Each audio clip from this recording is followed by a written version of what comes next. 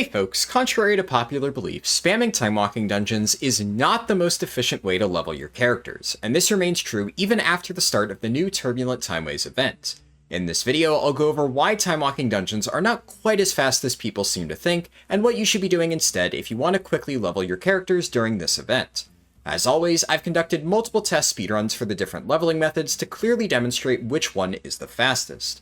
Before I dive into the nitty-gritty details on how to optimize timewalking leveling, I want to quickly review the Turbulent Timeways event just in case you're unfamiliar with how it works. The event started this past Tuesday on January 7th, and it'll run for over a month until February 25th. Every time you complete a timewalking dungeon, you'll gain one stack of a buff called Knowledge of the Timeways. The initial version of this buff will give you 5% additional experience, and once you've completed 4 dungeons and gotten 4 stacks, your buff will transform into Mastery of Timeways. This brings the experience bonus up to 30%, though it can't stack any further past this point. The buff lasts for 3 hours, and you can refresh the duration by completing additional dungeons. Although timewalking dungeons are required to obtain the buff initially, it's important to recognize that the experience bonus is not just for dungeons, and it actually applies to all other forms of content. This means that once you've completed 4 timewalking dungeons and obtained the 30% buff, you're free to do whatever you want. Additionally, you may remember this event from when it was introduced in Dragonflight, but a few changes have been made to timewalking dungeons since that point. For starters, you're now able to queue for timewalking as early as level 10, and this applies to every single expansion. This means you're now able to earn the buff very early on, whereas previously it was much more difficult to integrate it into Chromie time leveling.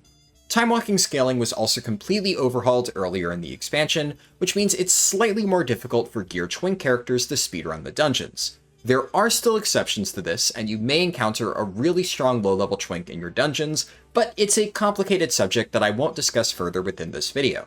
Now, as for my speedrun tests, I decided to split things up into 2 separate brackets, 10 to 70 leveling and 70 to 80 leveling. I'll start by discussing the results for 10 to 70, as they ended up being much closer than I had initially expected. The dungeon spam run took me a little over 3 hours, which is honestly not that bad of a final time. However, I did another test where I only completed 4 timewalking dungeons to get the 30% buff, and I managed to reach level 20 by this point. From here, I followed the standard questing route outlined in my guide, and the final time was around 2 hours and 45 minutes. If you want to watch the entire thing, I actually streamed both of these runs over on my Twitch channel, and the full recording is posted on my stream archive. I'll include a link to that video and my full 1 to 70 leveling guide in the description below.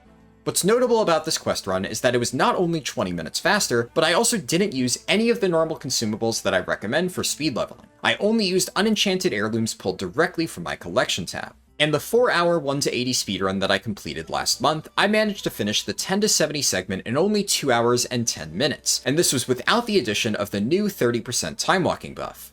This means that my questing route is still faster even with no additional investment. By comparison, my dungeon spam run was fairly optimized, as I had instant 10 queues and I played with some friends from my Mythic Raid team. With all of that being said, the difference in leveling time for this bracket is marginal enough that you could reasonably justify spamming timewalking dungeons if you're sick and tired of leveling through Chromie time. You'll also receive regular gear upgrades from the Dungeon Finder as you level up, so scaling is usually not an issue provided you also have heirlooms. However, the difference is much larger when we take a look at the 70 to 80 bracket. In this case, the dungeon spam run took me 2 hours and 15 minutes, while the questing path was only 1 hour and 38 minutes. This is a difference of almost 40 minutes, which, relatively speaking, is pretty massive. Once again, I also played with a pretty severe handicap for my questing run, as I didn't include crafting experience whatsoever. If you haven't watched my 70 to 80 leveling guide, crafting experience provides you with a colossal bonus of almost 2 full levels in under 5 minutes, and it does in fact benefit from the 30% timewalking buff. My current fastest 70 to 80 run sits at 1 hour and 5 minutes. And once again, this was months ago without the Turbulent Timeways buff.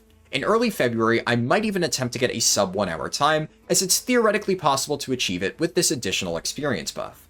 The unfortunate reality of timewalking spam for 70 to 80 is that the dungeon completion experience falls off drastically, and your character scaling starts to lag behind from level 73 onwards. For whatever reason, timewalking dungeons stop rewarding bonus gear satchels after level 70, so it becomes really hard to keep up the scaling as you progress further. The end result of this is that my 70 to 80 leveling route of questing and delves is significantly more efficient than mindlessly spamming timewalking dungeons, and this is without the inclusion of any crafting XP. As a final note, I want to make it clear that there is absolutely nothing wrong with spamming dungeons if that's the type of gameplay you prefer. I just want to make sure that you have access to accurate information about the fastest leveling routes if your goal is truly just to level as quickly as possible. If you found this video helpful, I'd greatly appreciate it if you could toss it a like, as that'll help other people find it as well.